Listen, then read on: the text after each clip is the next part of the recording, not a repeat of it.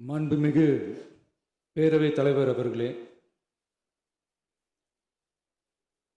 மக்களே மக்களுக்காக மக்களால் நடத்தும் ஆட்சி மக்களாட்சி என்றார் அமெரிக்க முன்னாள் குடியரசுத் தலைவர் திரு ஆப்ரஹாம் லிங்கன். இன்றைக்கு அமைந்துள்ள மக்களாட்சி மலர்வதற்கு மக்களிடம் உள்ள பெரும் எதிர்பார்ப்பு, அவர்களுடைய எதிர்பார்ப்புகளை இப்பேரவையின் கவனத்திற்கு கொண்டு வந்து அதனை செயல்படுத்துவதற்கான திட்டங்களை, சட்டங்களை அமல்படுத்த வேண்டிய பொறுப்பு இப்பேரவைக்கு உள்ளது. அதிகமான மக்கள் அதிக நன்மைகளை இந்த ஆட்சி காலத்தில் நன்மை பெற்றுள்ளார்கள் என்கிற வகையில் நம்முடைய செயல்பாடுகள் அமைய வேண்டும். இங்கே அனைவரும் சமம். ஓர்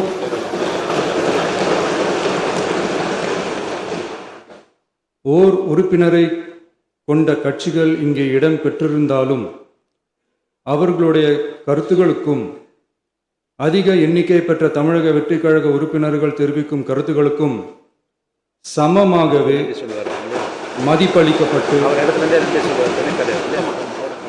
நல்லவை ஏற்கப்பட்டு, அல்லவை நிராகரிக்கப்பட்டு, ஜனநாயகத்தின் இதயமாகவும் மூளையாகவும் இப்பேரவை செயல்பட வேண்டும். அதற்குரிய வகையில் பெருமை வாய்ந்த வரலாற்று சிறப்பு கொண்ட இப்பேரவையை நடத்தி செல்லும் பண்பை பெற்றுள்ளவரையே தமிழக வெற்றிக் கழகம் முன்மொழிந்து தாங்கள் இன்றைக்கு இந்த ஆசனத்தில் அமர்ந்துள்ளீர்கள். மாண்புமிகு பேரவைத் தலைவர் அவர்களே, தாங்கள் பேரவைத் தலைவராக ஒருமனதாக தேர்ந்தெடுக்கப்பட்டுள்ளீர்கள். தங்களை இந்த ஆசனத்தில் மாண்புமிகு பேரவை முன்னவரும் எதிர்க்கட்சி தலைவரும் தங்களுடைய கரங்களை பிடித்து அழைத்து சென்று அமர வைத்தார்கள். இந்த சம்பிரதாயம் எப்படி வந்தது என்று சொன்னால் சுவாரஸ்யமாக இருக்கும். பெரிய வரலாறு இச்சம்பவத்தில் உள்ளது. இங்கிலாந்து நாட்டில் உள்ள பாராளுமன்ற நடைமுறைகளை போன்றதே நம்முடைய பாராளுமன்ற நடைமுறைகளும். மன்னராட்சி இருந்த காலத்திலேயே அங்க பாராளுமன்றம் இயங்கியுள்ளது. அக்காலத்தில் அனைத்து அதிகாரங்களையும் பெற்ற மன்னரும் இருந்தார், பாராளுமன்றமும் இயங்கியது. அங்கே மன்னர் ஒரு பணியை செய்ய வேண்டும் என்று விரும்புவார், பாராளுமன்றம் அவருடைய விருப்பத்தை பெரும்பாலும் நிராகரிக்கும். மன்னர் விரும்பிய காரியத்தை பாராளுமன்றம் நிராகரித்து விட்டது என்கிற செய்தியை மன்னருக்கு சொல்ல வேண்டியவர் பாராளுமன்ற தலைவர், ஸ்பீக்கர் என்பார்கள். பாராளுமன்றத்தின் கருத்தை மன்னரிடம் சொல்ல வேண்டியவர் ஸ்பீக்கர். அதற்கு துணிவு வேண்டும். சில பணிகளை செய்வதற்குத்தான் பாராளுமன்றத்தின் அனுமதி வேண்டுமே தவிர அந்த ராஜ்யத்தில் உள்ள எந்த பிரஜைக்கும் மரண தண்டனை விதிக்கும் அதிகாரம் மன்னருக்கு உண்டு. தான் விரும்பியதை பாராளுமன்றம் நிராகரித்து விட்டது என்று சொல்லும் ஸ்பீக்கருக்கு மரண தண்டனை விதிக்கும்படி ஆணையிடுவார். தலையை வெட்டி விடுங்கள் என்று ஆணையிடுவார்கள். இது பலமுறை நடந்ததால் யாருமே இந்த ஸ்பீக்கர் பதவிக்கு வர விரும்ப மாட்டார்கள். எனவே புதிதாக பாராளுமன்றம் அமையும் போது ஸ்பீக்கர் பதவிக்கு ஒருவர் அறிவிக்கப்பட்டவுடன் அவர் உடனே தலை தப்பித்தால் போதும் என்று ஓட்டம் பிடிப்பார். அணை முன்னவரும் எதிர்க்கட்சி தலைவரும் அவரை தடுத்து நிறுத்தி அவர் கைகளை பிடித்து இழுத்து வந்த ஆசனத்தில் அமர வைப்பார்கள்.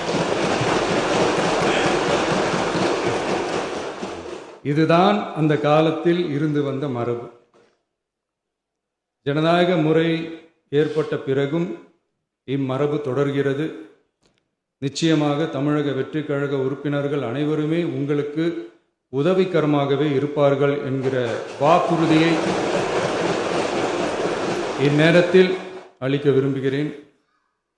பேரவையின் மாண்பையும் கண்ணியத்தையும் பேரவை உறுப்பினர்களின் கண்ணியத்தையும் காக்க வேண்டிய பொறுப்பை உங்களிடத்தில் ஒப்படைத்திருக்கிறார்கள். தற்காலிக பேரவைத் தலைவர் பொறுப்பில் மிக சிறப்பாக பணியாற்றிய நம்முடைய உறுப்பினர் திரு மூவி கருப்பையா அவர்களை சந்திக்க நேற்றுக்கு சென்றிருந்தேன். அங்கே முந்தைய பேரவைத் தலைவர்கள் படங்களை கண்ணுற்ற போது, அவர்களை பற்றி அறிந்த போது உண்மையிலே எனக்கு பெருமிதம் தந்தது.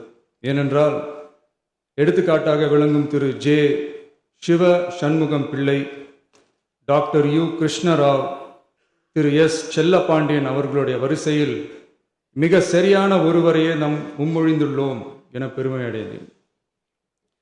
அதே போன்றுதான் நம்முடைய பேரவை துணைத் தலைவர் அவர்களும் நீங்கள் இருவருமே மிக சாதாரண குடும்பத்தில் பிறந்து மக்கள் பணியாற்ற வேண்டும் என்கிற அவாவில் செயல்பட்டு வந்தவர்கள். குணம் நாடி குற்றமும் நாடி அவற்றுள் மிகை நாடி மிக்க கொளல் எனும் வள்ளுவரின் வாய்மொழிக்கேற்ப சட்டமன்ற நடவடிக்கைகள் சீராக, செம்மையாக, அமைதியாக நடைபெறும் வகையிலும் சட்டமன்ற ஜனநாயக பண்புகள், நெறிமுறைகள் பேணி பாதுகாக்கப்படும் வகையிலும் இந்த அவைக்கு பேரவைத் தலைவரும் பேரவை துணைத் தலைவரும் பெருமை சேர்ப்பீர்கள் எனும் நம்பிக்கை எனக்கு உண்டு. அரசியலுக்கு அப்பாற்பட்டு மனிதர்களை மதிக்கும் நல்ல பண்புகள் நிலைநாட்டப்பட வேண்டும். தமிழ் பண்பாடு போற்றப்பட வேண்டும். அவையின் மரபும் மாட்சிமையும் மதிப்பும் காக்கப்பட வேண்டும் என்ற நல்லெண்ணத்தின் அடிப்படையில் அந்த பதவி ஏற்றுள்ள தங்கள் இருவராலும் காப்பாற்றப்படும் என்னும் நம்பிக்கையை மீண்டும் தெரிவித்து என் உரையை நிறைவு செய்கிறேன். நன்றி, வணக்கம்.